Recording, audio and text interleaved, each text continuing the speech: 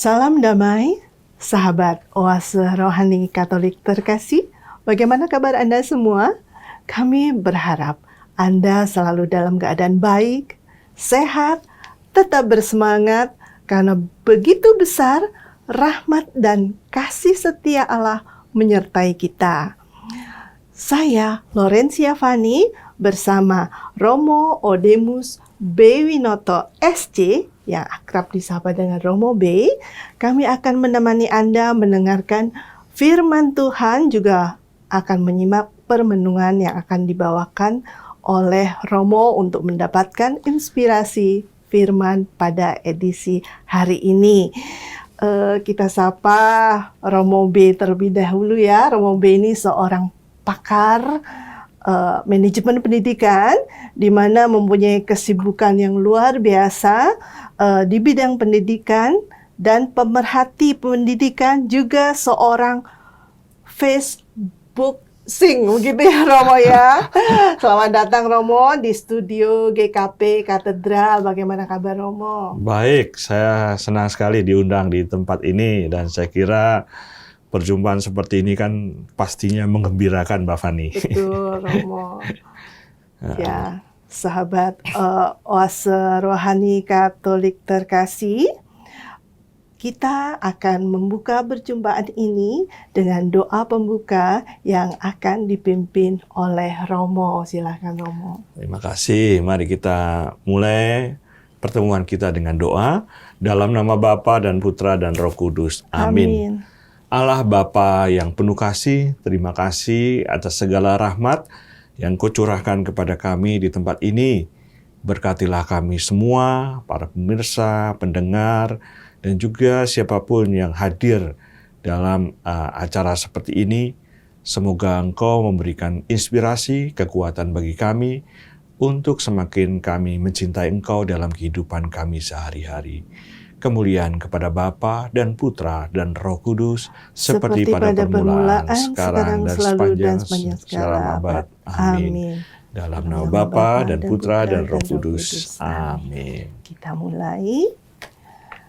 Antifon pembuka diambil dari Mazmur 31 ayat 10, 16, dan 18. Sayangilah ya Tuhan, sebab aku menderita. Lepaskanlah aku dari tangan musuh yang mengejar aku. Tuhan, jangan sampai aku kecewa, sebab aku berseru kepadamu. Pembacaan pertama diambil dari kitab Yeremia bab 20 ayat 10 sampai 13. Aku telah mendengar bisikan banyak orang. Kegentaran datang dari segala jurusan. Adukan dia. Mari kita mengadukan dia. Semua sahabat karibku mengintai apakah aku tersandung jatuh. Kata mereka, barangkali ia membiarkan dirinya dibujuk sehingga kita dapat mengalahkan dia dan dapat melakukan pembalasan kita terhadap dia. Tetapi Tuhan menyertai aku seperti pahlawan yang gagah. Sebab itu, orang-orang yang mengejar aku tersandung jatuh, dan mereka tidak dapat berbuat apa-apa. Mereka akan menjadi malu sekali, sebab mereka tidak berhasil. Suatu noda yang selama-lamanya tidak akan terlupakan. Ya Tuhan semesta alam, yang menguji orang benar, yang melihat batin dan hati, biarlah aku melihat pembalasan-Mu terhadap mereka, sebab kepadamu-lah kuserahkan perkaraku. Menyanyilah untuk Tuhan, pujilah Dia, sebab Ia telah melepaskan nyawa orang miskin dari tangan orang-orang yang berbuat jahat. Demikianlah sabda Tuhan. Syukur kepada Allah. Mazmur tanggapan dengan refren, ketika aku dalam kesesakan, Aku berseru kepada Tuhan, dan Ia mendengar suaraku. Ketika aku dalam kesesakan, aku berseru kepada Tuhan, dan Ia mendengarkan suaraku. Aku mengasihi Engkau, ya Tuhan, kekuatanku. Ya Tuhan, bukit batuku, kubu pertahananku dan penyelamatku. Ketika aku dalam kesesakan, aku berseru kepada Tuhan, dan Ia mendengarkan suaraku. Allahku, gunung batuku, tempat aku berlindung, perisaiku, tanduk keselamatanku, kota bentengku. Terpujilah Tuhan, seruku, maka aku pun selamat daripada musuhku. Ketika aku dalam kesesakan, aku berseru kepada Tuhan, dan Ia mendengarkan suaraku. Tali-tali maut telah meliliti aku, dan banjir jahanam telah menimpa aku. Tali-tali dunia orang mati telah membelit aku. Perangkap-perangkap maut terpasang di depanku. Ketika aku dalam kesesakan, aku berseru kepada Tuhan, dan Ia mendengarkan suaraku. Ketika aku dalam kesesakan, aku berseru kepada Tuhan. Kepada Allahku, aku berteriak minta tolong. Ia mendengar suaraku dari bait-Nya. Teriakku minta tolong kepadanya sampai telinganya. Ketika aku dalam kesesakan, aku berseru kepada Tuhan, dan Ia mendengarkan suaraku. Bait pengantar Injil. Terpujilah Kristus Tuhan Raja mulia dan kekal. Sabdamu ya Tuhan adalah roh dan kehidupan. Engkau mempunyai sabda kehidupan kekal. Tuhan bersamamu dan bersama rohmu. Inilah Injil Yesus Kristus menurut Yohanes. Dimuliakanlah Tuhan. Sekali peristiwa, orang-orang Yahudi mau melempari Yesus dengan batu. Tetapi kata Yesus kepada mereka, "Banyak pekerjaan baik yang berasal dari Bapa-Ku, kuperlihatkan kepadamu. Manakah di antaranya yang menyebabkan kamu mau melempari aku dengan batu?" Jawab orang-orang Yahudi itu, "Bukan karena suatu perbuatan baik, maka kami mau melempari engkau, melainkan karena engkau menghujat Allah, dan karena engkau menyamakan dirimu dengan Allah, meskipun engkau hanya seorang manusia." Kata Yesus kepada mereka, "Tidakkah ada tertulis dalam kitab Tauratmu, Aku telah berfirman, kamu adalah Allah, padahal kitab suci tidak dapat dibatalkan. Maka jikalau mereka kepada siapa firman itu disampaikan, disebut Allah, masihkah kamu berkata kepada Dia yang dikuduskan oleh Bapa dan yang telah diutusnya ke dalam dunia, engkau menghujat Allah karena aku telah berkata, aku anak Allah? Jikalau aku tidak melakukan pekerjaan-pekerjaan Bapa-Ku, janganlah kamu percaya kepadaku. Tetapi jikalau aku melakukan dan kamu tidak mau percaya kepadaku, percayalah akan pekerjaan-pekerjaan itu, supaya kamu boleh mengetahui dan mengerti bahwa Bapa ada dalam aku dan aku ada di dalam Bapa. Sekali lagi, mereka mencoba menangkap Yesus, tetapi Ia luput dari tangan mereka. Kemudian Yesus pergi lagi ke seberang Yordan, ke tempat Yohanes dulu membaptis orang. Lalu Ia tinggal di situ. Banyak orang datang kepadanya dan berkata, Yohanes memang tidak membuat satu tanda pun, tetapi semua yang pernah dikatakan Yohanes tentang orang ini benar. Dan banyak orang di situ percaya kepadanya. Demikianlah sabda Tuhan.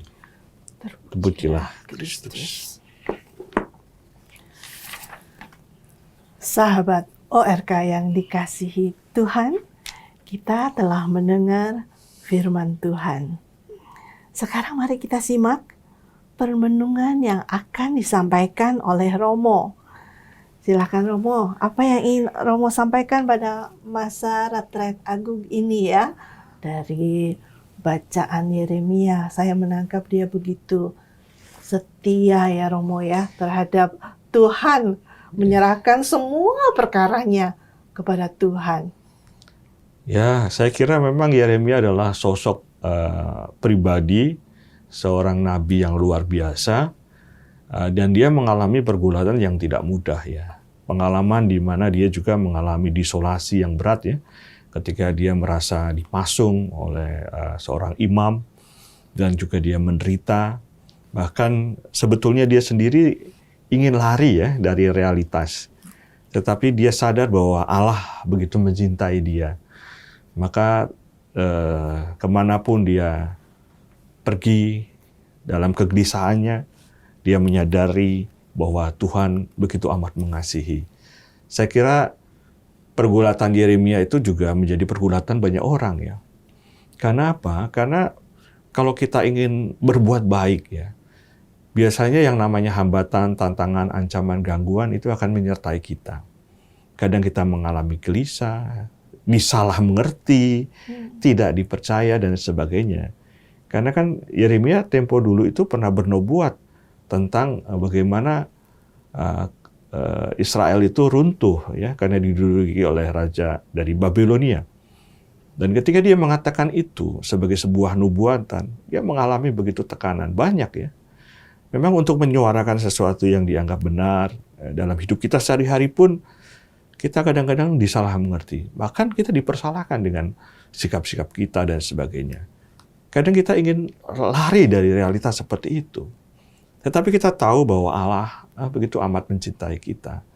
Sehingga kedati banyak godaan ya yang membuat kita menghindar, akhirnya kita tetap melayani ya dengan penuh syukur dalam suka dan duka dalam hidup ini. Saya kira apa yang diajarkan Nabi Yeremia kepada kita, poin terpentingnya adalah kata setia ya. Karena ketika kita mengatakan setia, sekali lagi godaan-godaan untuk tidak setia itu besar ya. Karena di luar itu begitu nyaman ya kita, tetapi kita kehilangan arah kalau kita melepaskan diri dari Tuhan. Ya, Tuhan selalu mengajak kita untuk kembali kepadanya. Kurang lebih begitu Mbak Fani. Iya, tapi Romo ya, kalau saya baca ya, sepengertian saya ini begini, Nabi Yeremia itu tahu loh, ya kan dia akan dicurangi, akan dijahati begitu. Sementara kalau kehidupan kita seperti sekarang ini ya Romo ya, saya tahu dia akan jahat. Mungkin kita malah akan merencanakan atau merancangkan pembalasan. Begitu Romo, bagaimana itu Mo?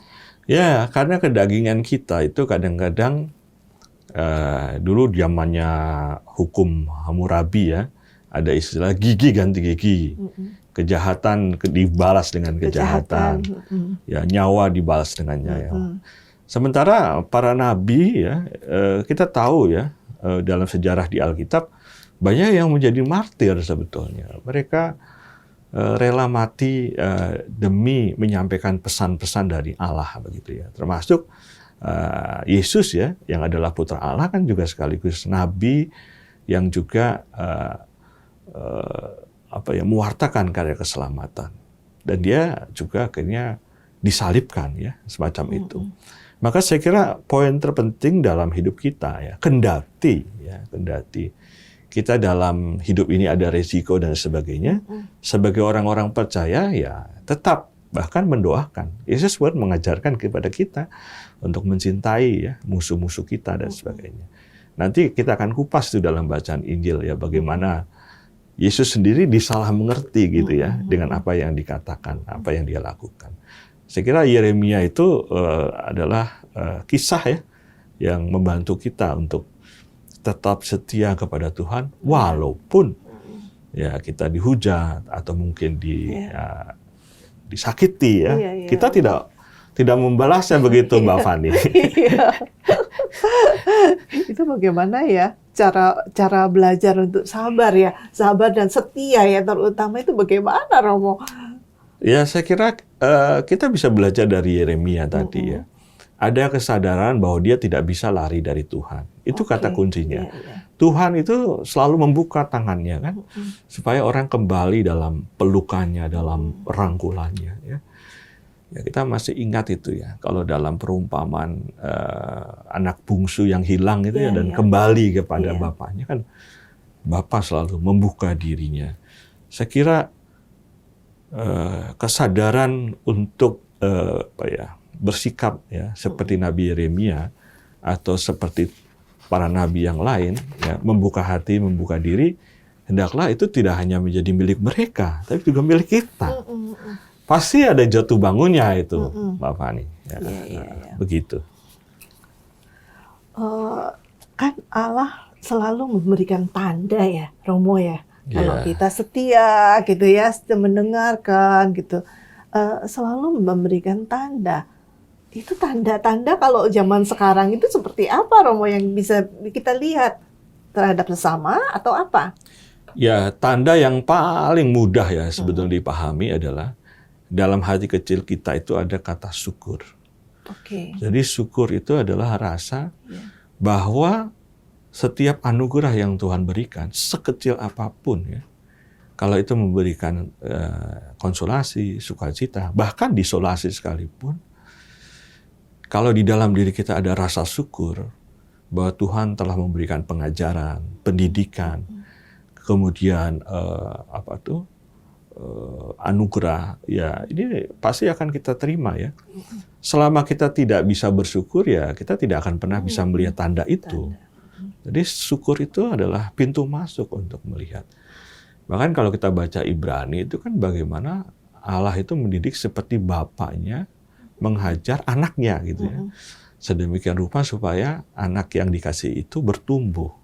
Dan kadang-kadang kalau kita dihajar oleh Tuhan, dalam bagaimana Tuhan mendidik kita, malah kita munculnya apa?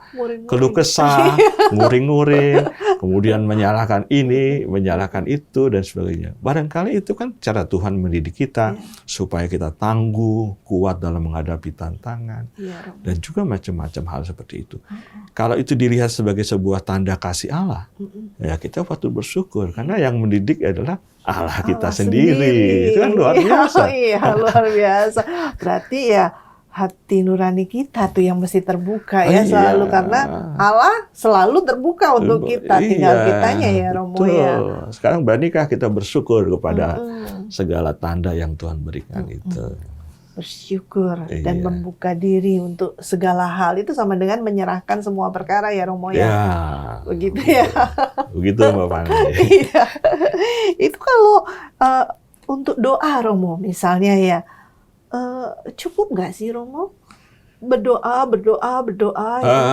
Berdoa itu kan ungkapan iman ya. Jadi dalam iman itu kan itu muncul dari hati dan sebagainya. Maka saya ingat di dalam Dasar Dharma Pramuka itu kan suci dalam pikiran, perkataan, dan perbuatan. Jadi ungkapan iman itu kalau diwujudkan dalam perbuatan itu akan sangat berkualitas. Bahkan dalam surat Yakobus dikatakan iman tanpa perbuatan pada hakikatnya mati. Iya. Jadi memang iman itu ya hendaklah berbuah dalam perbuatan-perbuatan baik yang berkualitas. Skalanya mungkin kecil-kecil dulu, lama-lama semakin besar pengaruhnya. Ya, semampu-mampunya kita, tapi harus ada buah-buah itu sendiri ya, Romo. Betul sekali. Jadi istilahnya seperti teori nih, Mo ya, kalau berdoa doang. Iya, jangan hanya berhenti berdoa, terus juga berkarya. Berdoa, tapi harus membuahkan buah-buah roh itu sendiri ya, berkarya untuk sesama ya, terlebih untuk pertumbuhan diri sendiri ya, Romo ya. Betul, ya. Oke, terus kita lanjut ya, Romo ya, ke bacaan Injil. Oh, bacaan Injil. Oke, silakan. Kita akan mulai dari mana ini, Mbak Hani? Silakan, Romo. mendapatkan apa ya? Apa namanya? Memang orang-orang Farisi ya, itu selalu mencobai Yesus, bukan cuma setan, bukan cuma iblis ya Romo ya. Ya, ajaran Yesus ini kan ajaran yang sangat baru pada waktu itu ya. Dan itu sangat tidak mudah ya. Karena ketika dia mengatakan aku di dalam Bapa, Bapa di dalam aku dan sebagainya, itu yang ditentang sebetulnya teologinya orang-orang Yahudi pada waktu itu. Akibatnya, resikonya, ya dia dianggap menghujat Allah dan sebagainya. Padahal Yesus sudah menunjukkan kepada mereka. Kalau dia nggak percaya pada sisi ini, paling tidak dia percaya atau mereka percaya pada perbuatan-perbuatan yang dilakukan oleh Yesus. Ya tadi itu, kemudian Yesus disalah mengerti. Maka kita bersyukur ya, Yesus mengangkat murid-murid itu, rasul-rasul yang diajak memahami Yesus. Dan kemudian apa yang mereka pahami tentang Yesus, mereka dalami. Dan akhirnya mereka menjadi rasul-rasul yang hebat itu untuk mewartakan kerajaan Allah. Coba Mbak Fani bayangkan itu, kalau Yesus waktu itu nggak mengangkat murid-murid, wah kita nggak tahu nih yang membela Yesus ini siapa. Ya, itu strategi Yesus ya dalam menyebarkan kabar sukacita, itu dia mengangkat murid, mendidiknya. Bahkan diketahui dia menyingkir dulu ke tempat di mana Yohanes Pembaptis tinggal ya, dekat Sungai Yordan. Ya, kemudian dia tetap berbuat baik di situ, mengajarkan sesuatu, memberikan kabar gembira. Itu poinnya. Sahabat Oase Rohani Katolik yang dikasihi Tuhan, kita rehat sejenak ya untuk sesi pertama ini. Jangan kemana-mana, kita akan kembali di sesi kedua setelah berikut ini.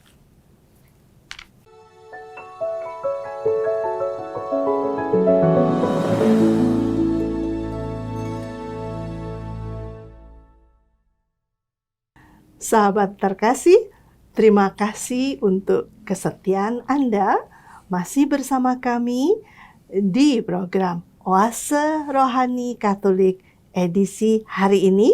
Masih bersama kami Romo Odemus B. Witodo SC dan saya Lorencia Fani. Ada pengumuman sedikit bagi sahabat yang ingin menyampaikan saran atau usulan. Anda dapat mengirimkan ke email orkkaj2021@gmail.com atau ke nomor telepon WhatsApp 0881 0251 33438.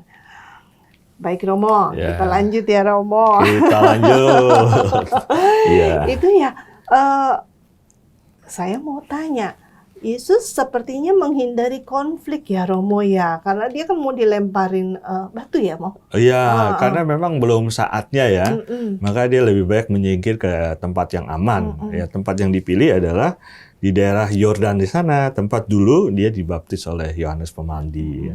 Dan oleh orang-orang yang ada di situ pun Yesus diterima baik gitu. Itu saya kira kalau Mbak Fani suatu ketika menyingkir, ditempatlah di mana Mbak Fani diterima juga oleh orang-orang di situ ya, supaya bisa sharing, bisa cerita dan lain sebagainya begitu.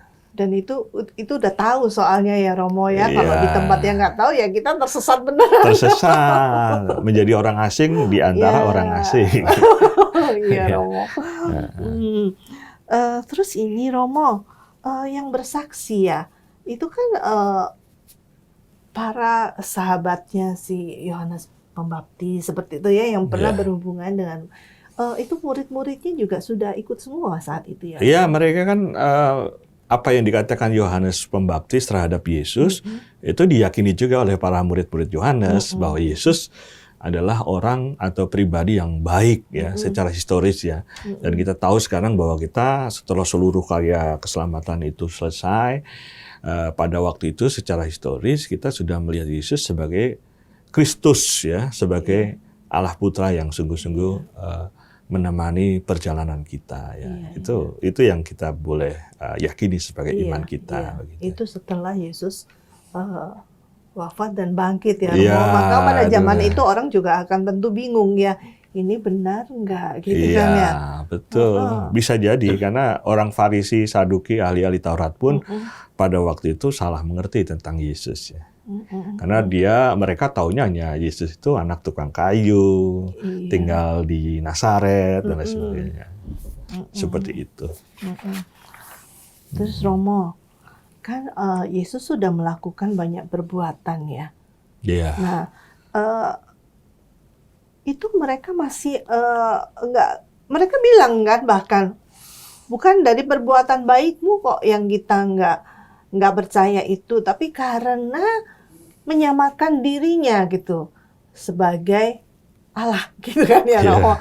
Padahal perbuatan-perbuatan itu yang Yesus lakukan, kalau menurut saya memang harusnya manusia biasa tidak bisa ya, begitu ya Romo? Iya, betul sekali. Karena ini kan kategori mujizat. Mujizat itu kan dalam terminologi filsafat, Allah mengintervensi sesuatu yang natural. Ya. Jadi kalau misalnya orang sembuh butuh waktu 3 tahun, diintervensi oleh Tuhan, cukup 1 hari itu sembuh. Iya, Kan? langsung Itu saat jelas, itu. itu sangat jelas sekali. Ya. Bagaimana Allah bertindak di dalam Yesus. Maka kan Yesus mengatakan, aku di dalam Bapa, Bapa di dalam aku, dan dia melakukan hal-hal yang mulia, kan? Perbuatan-perbuatan yang tidak mudah dilakukan oleh orang biasa. Pasti istimewa nih, tanda yang ditunjukkan Yesus dalam bentuk mujizat-mujizat itu. Gitu.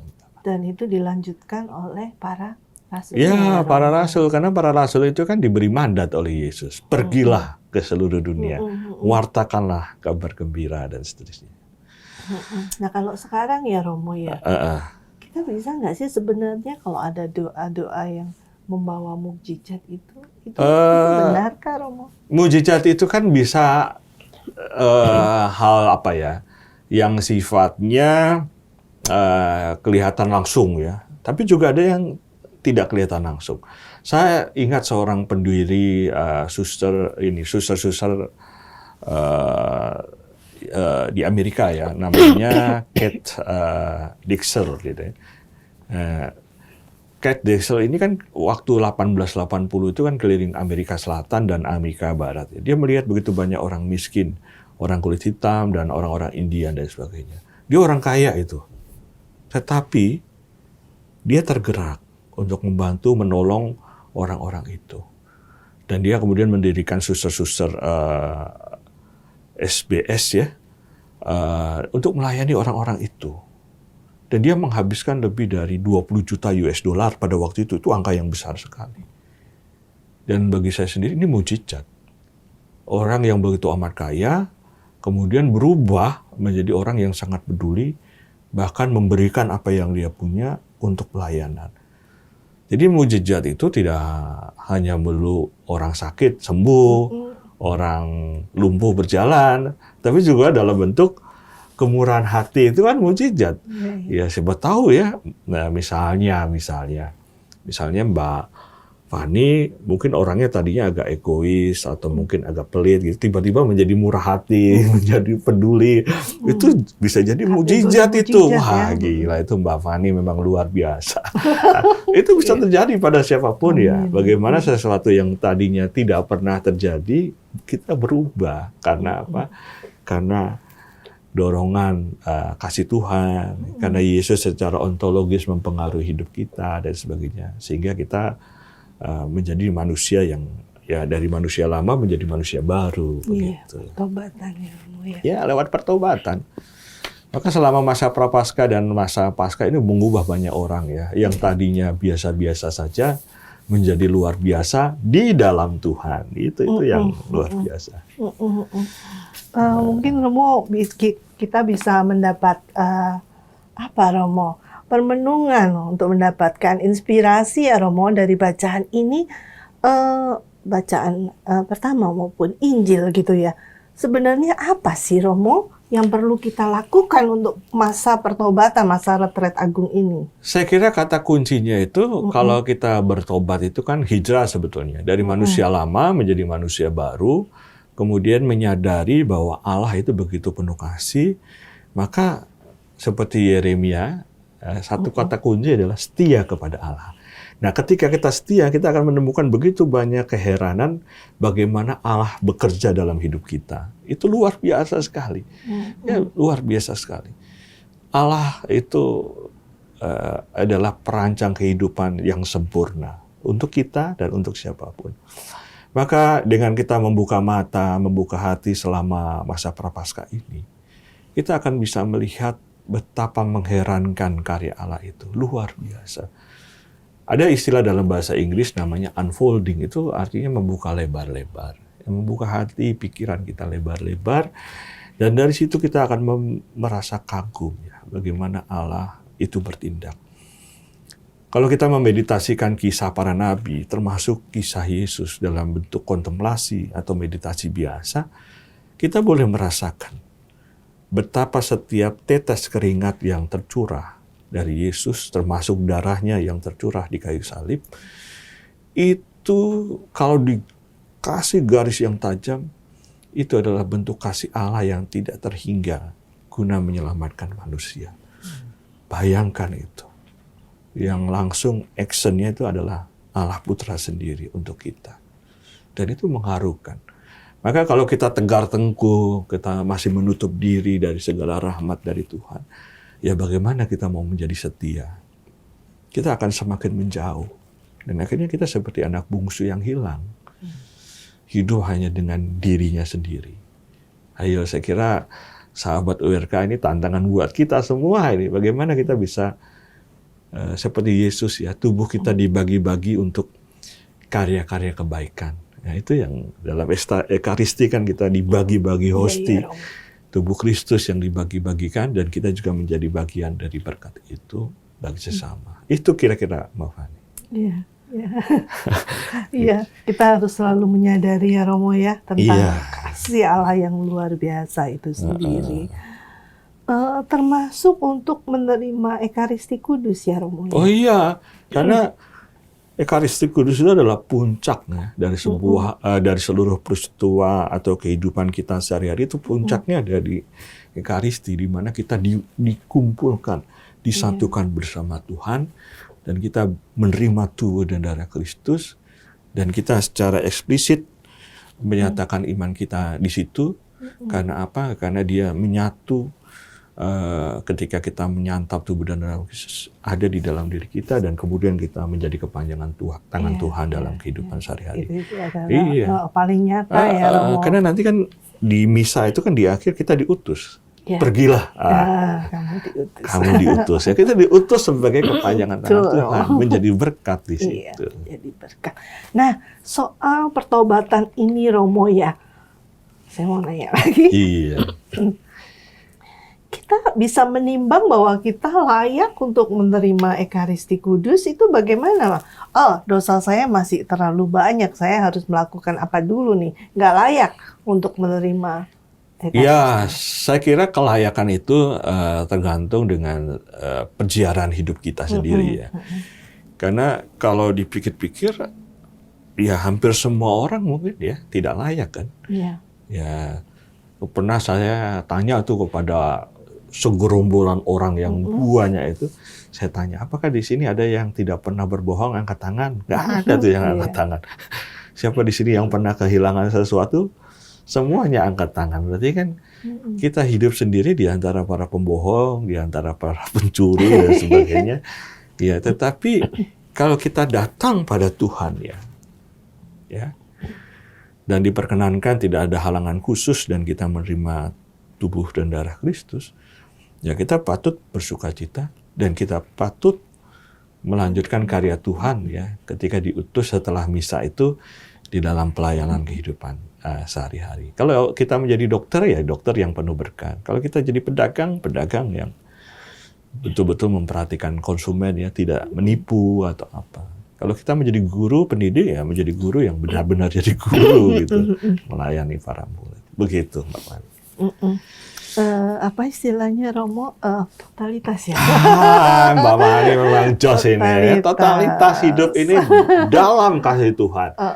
Karena yang membuat kita bisa total ya Tuhan ya, dengan segala ajakan-ajakannya dan juga berkatnya, itu yang membuat kita menjadi percaya diri untuk melakukan sesuatu, ya, sampai titik darah penghabisan seperti yang dialami para rasul. Mereka banyak yang jadi martir tuh. Petrus menjadi martir, Andreas menjadi martir, dan banyak juga yang lain. Teraniaya karena Yesus. Iya, Romo. Iya. Mungkin kita perlu ini, Romo. Closing statement ya dari Romo ya. Bagaimana ini? Baik. Untuk selama masa retret agung ini ya Romo ya, itu dari Kak Aji sendiri mencanangkan ya kan, untuk lebih ke arah berbuat nyata, karya nyata, laku nyata terhadap sesama, begitu ya Mo ya? Iya. Bagaimana Mo? Ya, Paus Fransiskus sendiri kan menjelaskan tentang wajah gereja ya. Iya. Beliau mengatakan gereja itu seperti atau ibarat rumah sakit di medan perang. Artinya gereja itu ya harus siap disibukkan memang dengan berbagai macam perkara dalam pelayanan. Dan mudah-mudahan setelah masa Prapaskah ini atau retret agung ini, nantinya memang umat Katolik di KAJ bahkan dimanapun bisa berbuah itu ya dalam karya-karya keseharian hidup kita, ya, menjadi pelayan, menjadi garam dan terang dunia. Nah, kan Yesus pernah mengatakan, jika garam itu menjadi tawar, dengan apakah diasinkan, tidak bisa selain dibuang dan diinjak-injak orang. Maka kita jadi garam yang tidak tawar, garam yang bisa memberikan rasa, kehidupan, dan sebagainya. Jadi sekira pertobatan yang berbuah itu akan punya dampak ya bagi orang-orang yang kita jumpai, yang kita layani, dan lain sebagainya. Dan juga menjadi terang ya. Terang itu kan tidak di lilin itu atau pelita itu tidak ditaruh di bawah gantang ya, tapi di atas kaki Dian supaya dia memancar menjadi terang yang menerangi kegelapan dan sebagainya. Satu titik terang saja sudah bisa mewarnai kegelapan dan pelan-pelan membesar dan kegelapan itu menjadi terang. Saya kira ini poin-poin penting ya, dan saya kira Keuskupan Agung Jakarta mendorong seluruh umat yang ada di KAJ ini, dan Bapak Uskup kan pernah dulu waktu awal Rabu Abu ya ada surat gembala itu kan, untuk memperhatikan orang-orang yang tidak berdaya, yang miskin, yang kelaparan, bahkan memperhatikan supaya tidak terjadi perdagangan manusia dan lain sebagainya. Dengan apa? Dengan melakukan hal-hal yang baik di mata Tuhan, gitu. Iya, mengangkat semua martabat manusia. Mengangkat martabat manusia. Iya. Terima kasih Romo B. Sama-sama Mbak Wani. Wah, ini nggak terasa. Waktu cepat berlalu nih Mbak Wani. Habis. Ya, kita sampai di ujung acara nih Romo. Sahabat Oase Rohani Katolik yang dikasihi Tuhan, sampailah kita di penghujung acara. Nah, acara ini akan ditutup oleh Romo B dengan doa penutup. Dilanjut dengan mohon berkat ya Romo ya. Ya, mari kita berdoa kalau begitu. Dalam nama Bapa dan Putra dan Roh Kudus. Amin. Allah Bapa di dalam surga, kami mengucapkan terima kasih atas segala rahmat yang Engkau sudah curahkan selama proses program ini. Bantulah kami menjadi pribadi yang setia dan bisa menerima segala anugerah yang Kau berikan, supaya itu tersalur pada perbuatan-perbuatan baik yang kami lakukan. Allah yang Maha Kasih, kami percaya lewat pendampingan-Mu, lewat kekuatan yang Kau berikan kepada kami yang lemah ini dikuatkan di dalam mengarungi kehidupan ini. Allah yang Maha Kuasa dan kekal, dalam kesempatan ini kami juga memohon berkat dari-Mu sendiri. Allah bersamamu dan bersama Rohmu. Semoga kita yang ada di sini, para pemirsa dan semuanya diberkati oleh Allah yang Maha Kuasa, Bapa dan Putra dan Roh Kudus. Amin. Terima kasih sekali lagi Romo B dan para pendengar setia Oase Rohani Katolik yang terkasih untuk kebersamaan kita hari ini. Terima kasih juga kami sampaikan untuk pimpinan, pengurus, serta tim teknis ORK untuk pelayanannya sehingga siaran dapat berlangsung dengan sangat baik. Kami, Romo Odemus Betono, Betono SC, dan saya Lorencia Fani pamit undur diri. Sampai jumpa di siaran Oase Rohani Katolik berikutnya. Tuhan memberkati. Salam damai. Salam damai.